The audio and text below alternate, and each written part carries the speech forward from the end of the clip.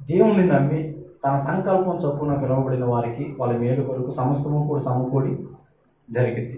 అలాగనే దేవుడు తగిన సమయం ముందు మిమ్మల్ని హెచ్చించినట్లుగా బలిష్టమైన ఆయన చేతికన్నా మీరు దీన మనస్కులై ఉండండి. అంటే మనం లెచ్చించడానికి ఓ సమయం ఉందంట. దాని కొరకు మనం ఏం చేయాలి అంటే దీన మనసు కలిగి ఆయన బలిష్టమైన చేతుల కింద ఉండాలి, ఆయన నీడలో ఉండాలి, ఆయన సన్నిధిలో ఉండాలి. తప్పకుండా ఇచ్చేస్తాడు. నేను చెప్తున్నానుగా, పెంట కుప్పల మీద పడి ఉన్న వారిని అంత స్థితిలో అయితే మనం లేవుగా. అంత స్థితిలో మనం ఉన్నామా? లేవుగా. యేసన్న గారు ఏ స్థితిలో ఉన్నాడు? ఊరన్నా ముద్దైతే తిన్నామన్న స్థితిలో ఉన్నాడు. అవునా? రక్తం కప్పుకుంటూ, అవునా, నా అనుకున్న వాళ్ళ చేతరించి ఎస్ మరీ దరిద్రంగా ఉన్నాడు. నిజంగా పెంట కుప్పలు అంటే ఆయన ఆ స్థితిలోనే ఉన్నాడు, అలానే బ్రతికాడు. కానీ ఆ వ్యక్తిని ఏం చేశాడు? లేవనెత్తి బాగు చేసి అనేకులకు ఆశలు. అది ఇందాక చెప్పింది. ఆయనకైతే చేసేలే కానీ నాకు చేయలే. ఆయనకి దేవుడు చేశాడంటే బలంగా నువ్వు నమ్మినప్పుడు నీకు చేస్తాడంటే ఎందుకు నమ్మవు? ఇప్పుడు యేసన్న గారికి చేసిన దేవుడు నీకు చేయడా? కానీ ఆయనకి చేశాడంటే నమ్మి నీకు చేస్తాడంటే మాత్రం నీకు నమ్మకం అబ్బాయి. అందుకే ఆయన అన్నాడు, నమ్ముడు నీ వలనైతే నమ్మువానికి సమస్తము సాధ్యమే. కానీ నమ్మే వాళ్ళు కనబడతలేదంట. ఈరోజు సన్నిధికి వచ్చి దేవుని మాటలు వింటున్నాం మనము.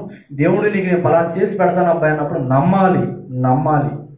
నమ్మిన వాళ్ళు తప్పకుండా దేవుని కార్యాలు చూస్తారు. దేవుడి కొరకు ఎదురు చూడాలి. ఎవరి కొరకు ఎదురు చూడాలి? ఈ కన్నులు అంటే దేవుని కొరకు ఎదురు చూడాలి. దేవుడు చేసే కార్యాల కొరకు ఎదురు చూడాలి. నేను నమ్మిన దేవుడు నమ్మదగిన వాడు, తప్పకుండా నా జీవితంలో కార్యం చేస్తాడని ఆ కార్యం కొరకు ఎదురు చూడాలి. ఇంకా చేయలేదేంటి అని అనుకుంటాం, కానీ ఆలస్యం చేస్తాడేమో కానీ అద్భుతం చేస్తాడు. ఆమేన్. ఏంటిది? ఎంత ఆలస్యమైందో అంత అద్భుతం చేస్తాడు. అన్నాని అన్నారు, ఓ తెగ మందిరానికి వెళ్తావు కదమ్మా నువ్వు, తెగ ప్రార్థన చేస్తున్నావు కదమ్మా నువ్వు, నీ కనీసం ఒక బిడ్డను కూడా దేవుడు ఇవ్వలేదు, ఏం దేవుడు ఏం కథ ఊరుకో అన్నారు. ఎవరిని? అన్నాని. అయినా సరే ఆమె విడిచిపెట్టకుండా ప్రభు సన్నిధికి వెళ్తానే ఉంది. తగిన సమయము వచ్చింది.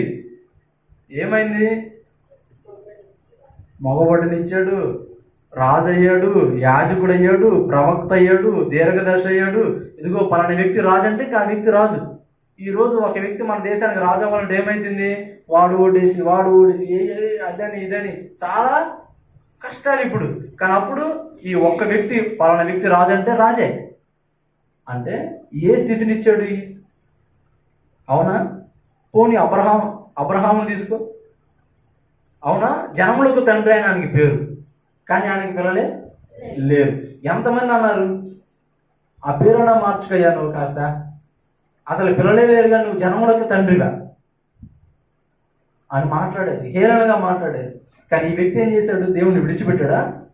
దేవుని వెంబడించడం ఆపేశాడా? లేదు. ఆయన చేస్తూనే ఉన్నాడు. తగిన సమయం వచ్చింది, సాగునిచ్చాడుగా. అవునా? వాళ్ళ జీవితాలను నమ్మునిచ్చాడుగా. అలాగనే నీ జీవితంలో దేవుడు కార్యం చేయడానికి కూడా సమయం ఉంది. తెలుసు ఆయనకి. ఎప్పుడు చేయాలో తెలుసు, ఎలా చేయాలో తెలుసు. కన్నిచ్చిన వాడు కానుకుండునా, చెవిచ్చినవాడు వినకుండునా. అర్థమవుతుందా? నువ్వు నమ్మిన దేవుడు నమ్మదగిన వాడే. అయితే నువ్వు వారి వీరి దయ కొరకు, వారి వీరి కనికరం కొరకు ఎదురు చూస్తూ ఉంటే దేవుడు ఏం చేయాలి? సైలెంట్గా ఉన్నాడు. ఏమని తెలుసా? నా బిడ్డ నా కోసం ఎదురు చూస్తాడేమో, నూతన బలాన్ని ఇద్దామని. నా బిడ్డ నేను చేసే కార్యాల కొరకు ఎదురు చూస్తాడేమో, ఓ నూతన కార్యాన్ని జీవితంలో జరిగిద్దాము అని. అయితే ఈరోజు దేవుడు మాట్లాడుతున్నాడు. ఆ మాటకు లోబడి దేవుని కొరకు ఎదురు చూడండి, దేవుని కార్యాల కొరకు వేచి ఉండండి. తప్పకుండా ప్రభు మీ అందరి జీవితాలలో నూతన కార్యములు జరిగించును గాక, నూతన బలమును దయచేయును గాక, అనేకులకు ఆశీర్వాదకరంగా మిమ్మల్ని అందరినీ ప్రభు నిలబెట్టును గాక.